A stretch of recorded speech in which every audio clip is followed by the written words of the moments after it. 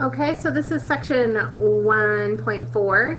It's lines part 1, so it's like an entire chapter of algebra in one setting. So we're just going to do part 1 so that our recording isn't way long. The first thing we're going to do is calculate and interpret the slope of a line. All right.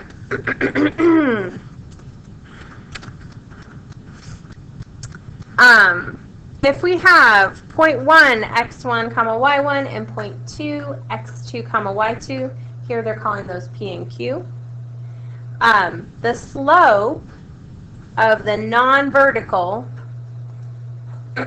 line is defined by our classic formula.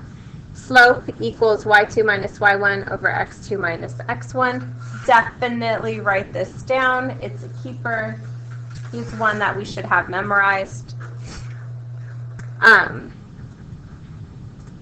If your x values, x1 and x2, are equal, then you have a vertical line and your slope is undefined.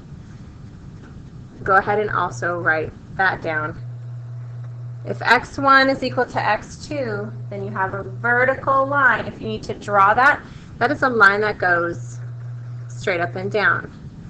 And the slope m of the line is undefined.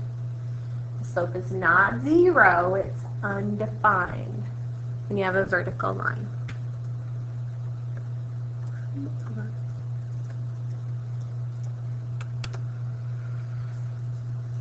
So here's the picture of that. I don't feel like it's necessary for you guys to draw the picture. But the slope of the line L is the rise, which is the y values, subtracted over the run, which is the x values subtracted. So if you want to add rise over run onto your equation that you wrote down, that would be okay. Another way, and a more sciencey way to say it, is the change in y over the change in x, or to represent change, we use the Greek symbol delta. So a triangle is called delta, so delta y over delta x. And we use that all the time in science, because when we record temperature change or height change over the change in time, we use the deltas a lot. Okay, so if you have a vertical line, here's the picture of that vertical line. Our x coordinate is the same and our y's change, but unfortunately it's vertical and our slope is undefined. Any two distinct points on a line can be used to compute the slope. So it doesn't matter which 2 points, as long as they are on your line, you don't have to write this down. Since any two distinct points can be used to compute the slope of the line, the average rate of change of a line is always the same number. But that's inherent, and we know that. Don't write that down. All right, here's something that you may not know. It doesn't matter which coordinate you pick to be x2 and y2. If you switch them around, you will get the same slope. So it doesn't matter if you use the point on the left to be x1, x2, and the point on the right to be x1, y1. As long as you're consistent. As long as the coordinate, the y coordinate's x buddy is on the right below him, this formula works either way. You don't have to write that down. So we are going to go ahead and write this down. Finding and interpreting the slope, don't write that down. So we're going to find the slope of the line containing the points -1, 4, and 2, -3. We're going to use this formula. If you have it right above here in your notes, don't write the formula down a second time. It should be right there. All right, so we're going to take our y coordinate from our second point and subtract our y coordinate from our first point, divided by our x coordinate from our second point minus our y coordinate.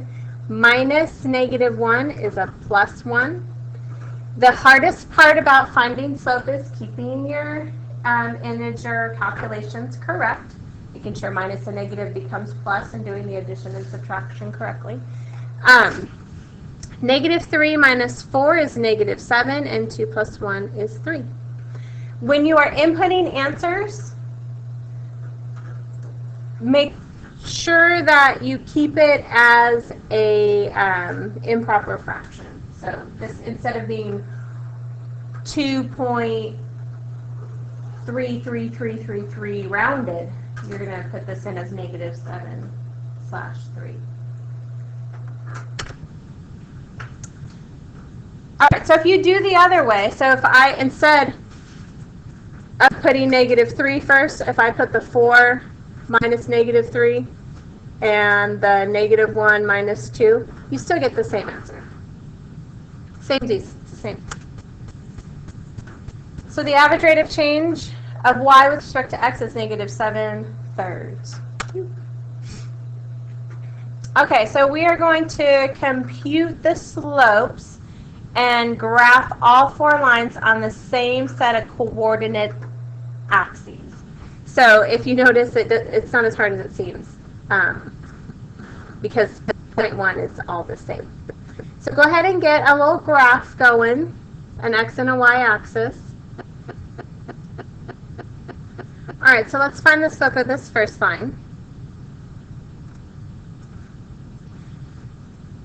Negative 2 minus 3 over negative 1 minus 2 is negative 5 over negative 3, which is 5/3.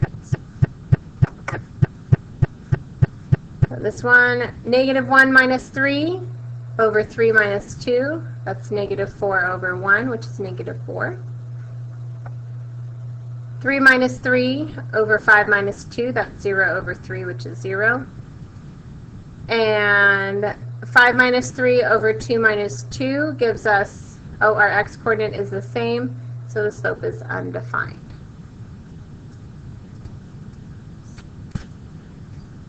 This. So if we all start at point 2, 3, our first line, we have a slope of 5/3, so we just go up 5/3, or in this case I would go down 5/3. And then go ahead and draw a line from its current line to the slope that it matches. So a positive slope, I think of it like this. It's always a positive thing for me because I'm an old lady when you burn calories, because I love eating. And so a positive slope is like walking uphill. You're burning calories, and that's a positive thing. Downhill, like our orange line here, L2, negative slope is downhill. It's negative because I need to burn more calories. Thank you, bowl of ice cream.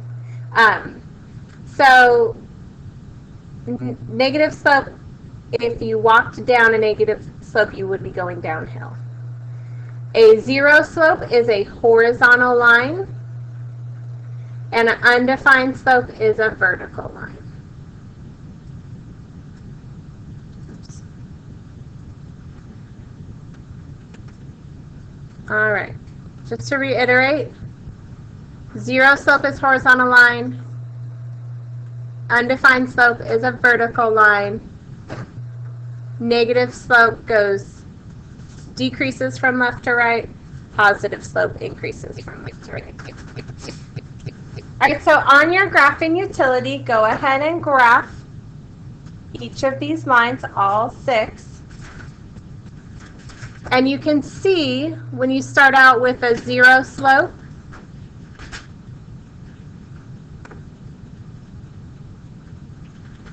and you have, although these are, what they've graphed is the positive versions, make sure you graph the negative versions of these, and it should mirror this. So these are all the positive versions. You're graphing the negative versions. You're so close. Okay, so what we want to note is that as the absolute value of our slope increases, the steepness of our line also increases. So if you have a number that's its absolute value is really close to 0, it's going to be almost a flat line. And as it gets bigger and bigger, so we went from here like -1/4, 1/2, 1, -2, and -6. So as our absolute value of our slope increased, so did the steepness of our line.